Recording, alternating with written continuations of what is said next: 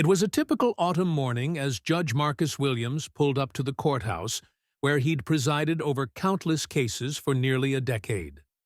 The air was crisp, the trees a mosaic of gold and red, and Marcus found himself mentally preparing for the day's proceedings. However, as he neared the entrance, he noticed a commotion by the courthouse steps, with a number of police officers standing guard. One officer in particular, Officer Daniels, was stationed right at the entrance, looking wary as he checked the IDs of each individual approaching the courthouse. Marcus, dressed sharply in a dark tailored suit and carrying a briefcase filled with documents, walked up the steps. As he approached, Officer Daniels immediately focused his attention on him. Marcus offered a polite smile, one he'd perfected over the years in the face of cold stares and scrutinizing eyes. The courthouse was his place of work, his sanctuary of justice, and he had grown accustomed to blending the demanding role of a judge with the burdens he carried as a black man in America. "Excuse me, sir, I'll need to see some ID," Officer Daniels said, his tone firm and unsympathetic. Marcus raised an eyebrow but complied, reaching into his pocket to retrieve his courthouse ID. "Of course," he replied smoothly, used to this kind of reception even here, in a place where he was well known. He handed the officer his ID, expecting this to be a routine check, though he sensed something was different in the officer's demeanor. Officer Daniels glanced at the ID, but instead of letting him through, he held it up, inspecting it closely, as if he doubted its authenticity. He looked Marcus up and down, clearly sizing him up. "What's your business here today?" he asked, in a tone laced with suspicion. Marcus felt a familiar twinge of frustration rise within him, but he kept his composure. "I'm Judge Marcus Williams. I'm here to preside over today's hearings," he replied, watching as Officer Daniels's expression shifted slightly, but still held an air of defiance. "Judge, huh?" Daniels sneered, almost as if he didn't believe it. "I've never seen you around here before." Marcus felt the weight of those words, and he could sense the underlying prejudice lurking behind them. In a place where he should feel valued and respected, he was instead being treated like an outsider, his credentials questioned because of his skin color. He took a breath, choosing his words carefully. "I've been working in this courthouse for nearly 10 years, officer. I assure you, my presence here is neither new nor a surprise." Daniels shook his head, a smirk crossing his face. "Well, I'll be the judge of that today, won't I?" he said with a smug tone, clearly trying to assert his authority. Marcus felt his patience slipping, but he knew that reacting in anger wouldn't help the situation. He maintained his calm, giving Daniels a level look. "If you'd like to confirm my position, you're welcome to speak with the courthouse staff. Now, if you'll excuse me, I have a full docket today." But Daniels did not move. Instead, he stepped directly into Marcus's path, blocking him from entering the building.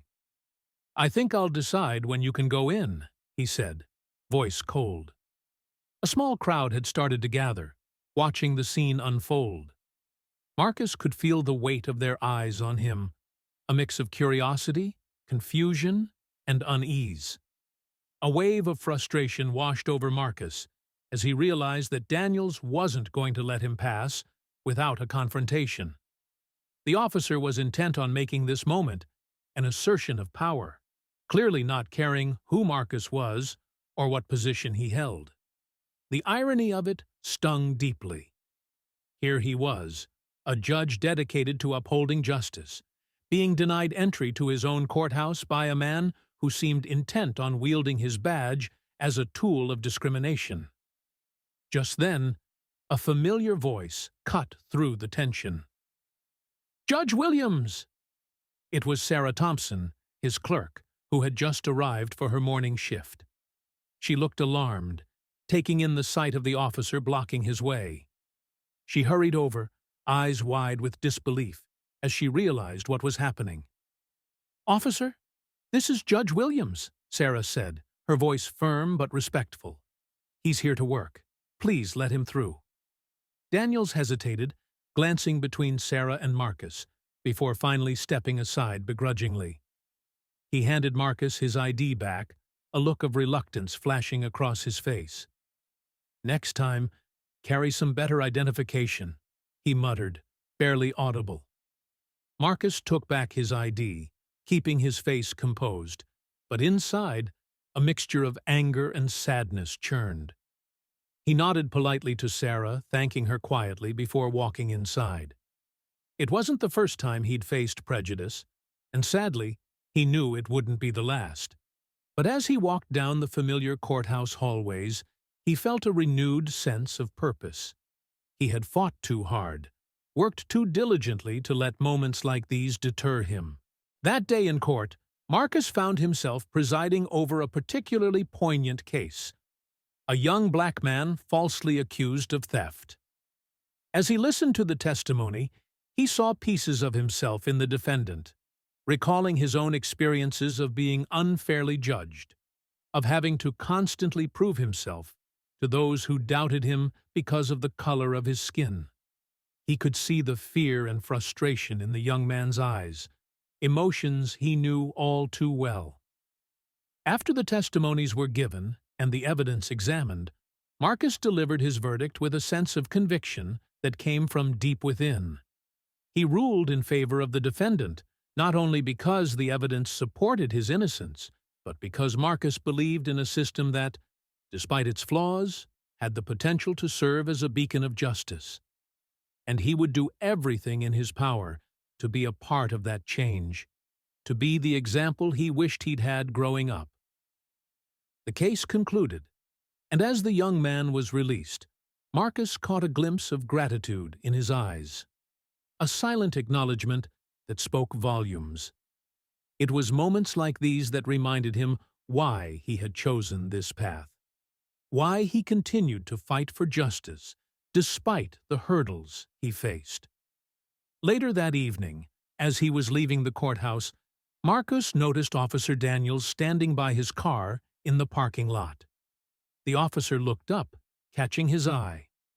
For a moment, neither of them moved, the air thick with unspoken words. Daniels approached him, his face unreadable. But this time, there was no trace of the arrogance he'd displayed earlier. "Judge Williams," he began, his voice softer than before. I just wanted to say I'm sorry.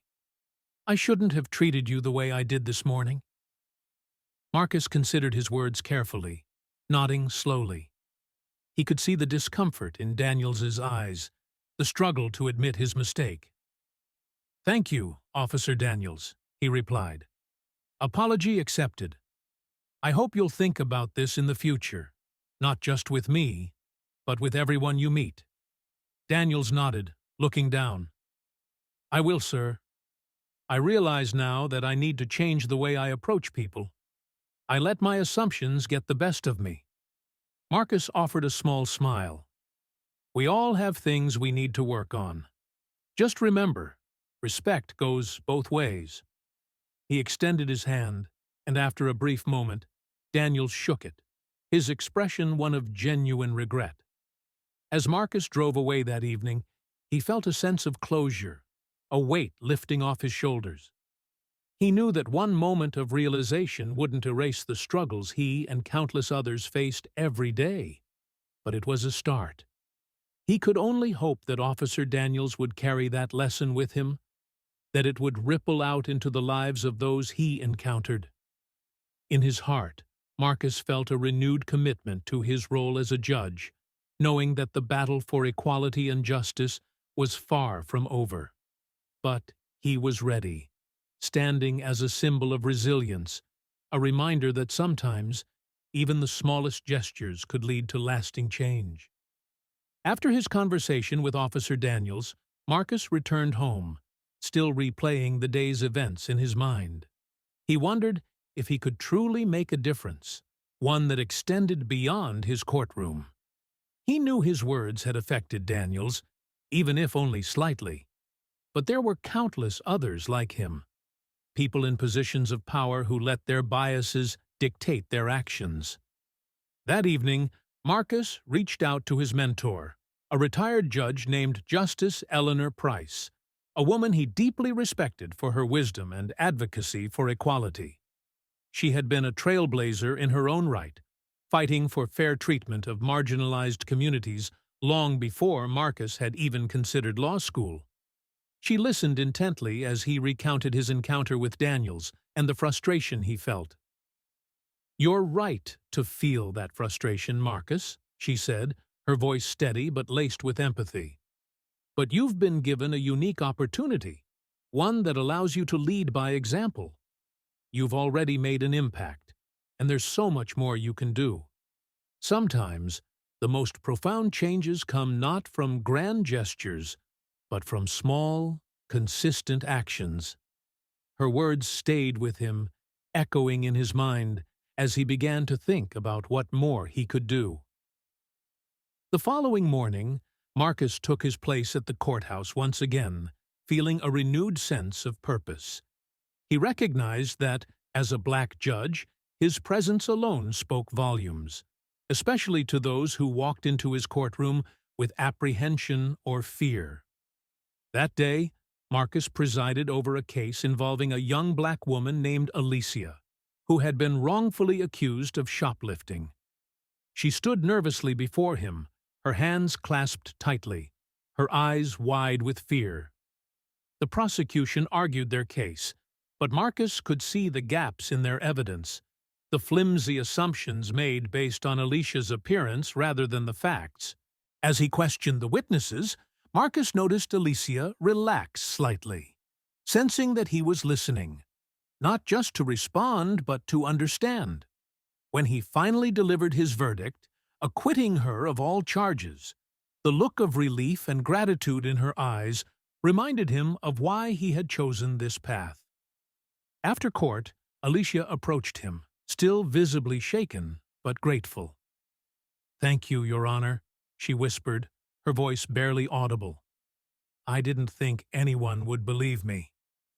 Marcus offered her a reassuring smile. "You deserve to be heard, Alicia. Everyone does." Her words reminded him of his own experiences, of times when he had felt unseen or unheard, and he knew he needed to do more to ensure others like Alicia received fair treatment. He began organizing community outreach programs, speaking at local schools, and sharing his experiences. He wanted young people, especially black youth, to know that they could aspire to any role, that their voices mattered. In the months that followed, Marcus continued to see Officer Daniels occasionally, both in the courthouse and at community events. He noticed a gradual shift in Daniels's behavior, a softening that suggested Marcus's words had left a lasting impression. Daniels even approached him one afternoon, a hint of humility in his expression. "I've been volunteering at a youth mentorship program," Daniels admitted, his tone tentative. "I realized I've got a lot to learn." Marcus nodded, a sense of hope stirring within him. "We all do, Officer Daniels. Growth isn't easy, but it's worth it."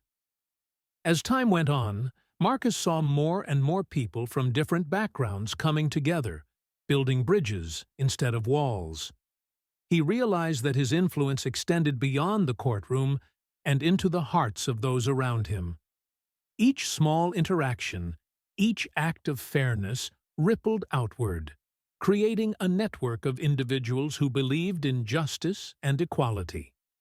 The day finally came when Marcus received an invitation to a city council meeting, where they were discussing new policies to address racial profiling and discrimination. His presence was requested to share his insights and experiences. As he stood before the council members, recounting his journey and the challenges he faced, he felt a sense of pride and purpose. He concluded his speech with a message he hoped would resonate with everyone in the room. We are all responsible for the world we create. Every choice, every action, shapes the lives of those around us. It is not enough to simply be good at our jobs. We must also strive to be good people.